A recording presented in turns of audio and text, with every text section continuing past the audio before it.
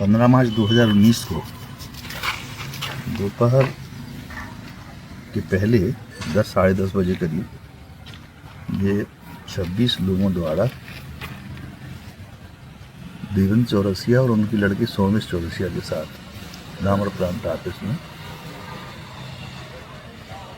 एक राय होकर विधि विरुद्ध जमाव के सदस्य के रूप में गिरोह बनाकर प्राणघातक हमला किया था, जिसमें आई चोटों के कारण देवेंद्र चौरसिया की मृत्यु हो गई थी और सोमेश चौरसिया गंभीर रूप से आहत हो गया।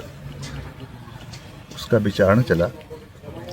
कुल 26 आरोपियों में से 25 मुख्य आरोपी ट्रायल में रहे और एक आरोपी छोटू और त्रिलोक अभी भी फरार है।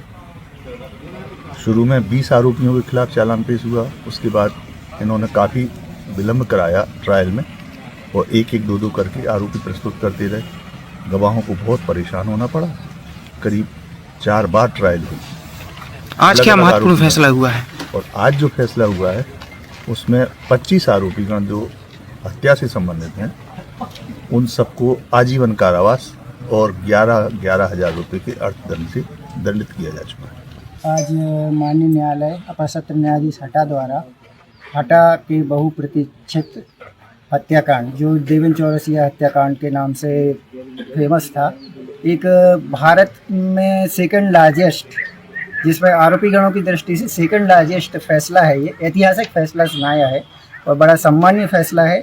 सभी आरोपी गणों को, एक आरोपी को छोड़ करके सभी आरोपी गणों को माननीय न्यायालय द्वारा आजीवन कारावास से धारा 302/149 में आजीवन कारावास, 148 में 3 वर्ष का कारावास और 323 में 1 वर्ष का कारावास सुनाया गया है, जो माननीय न्यायालय का बड़ा ही ऐतिहासिक फैसला है और जिससे कि ये एक नज़ीर जाएगी हटा में, दमोह में कि भाई राजनीतिक विद्वेष के कारण इस तरीके के जघन्य अपराध ना हो और इन पर रोकथाम लगेगी। सर, कुल कितने आरोपियों को आज सजा सुनाई? आज कुल 25 आरोपी गणों को माननीय न्यायालय द्वारा आजीवन कारावास से दंडित किया गया।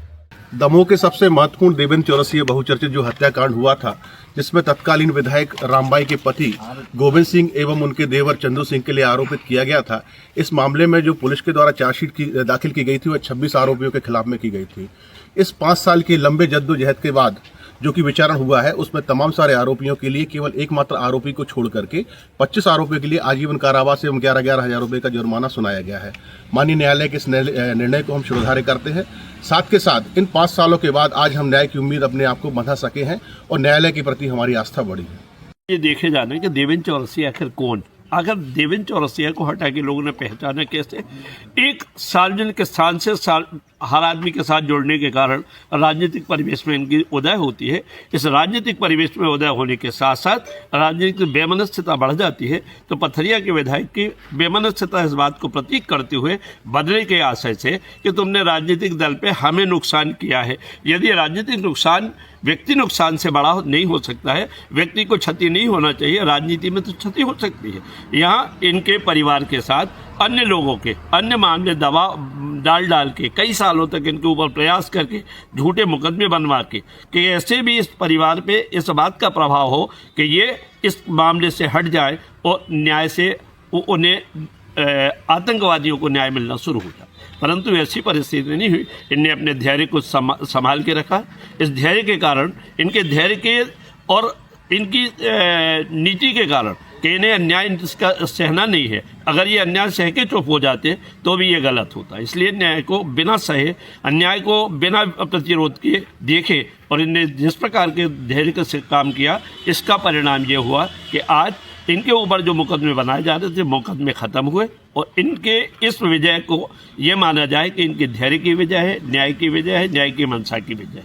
एक बहुचर्चित हत्याकांड हुआ था हटा में वर्ष 2019 में, जिसमें देवेंद्र चौरसिया की हत्या कर दी गई थी निर्मम तरीके से। इस हत्याकांड में पथरिया के पूर्व विधायक के पति, देवर और भतीजे सहित वर्तमान जनपद अध्यक्ष इंद्रपाल पटेल इस हत्याकांड में शामिल थे।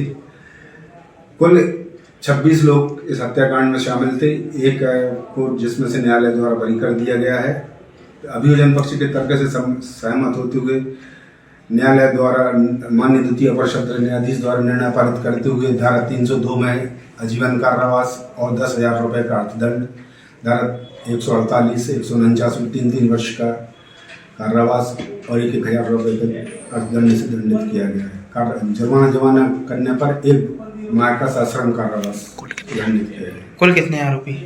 कुल 26 आरोपी थे, जिसमें से एक को बरी कर दिया गया है, जिसके ऊपर धारा 201 का चार्ज था।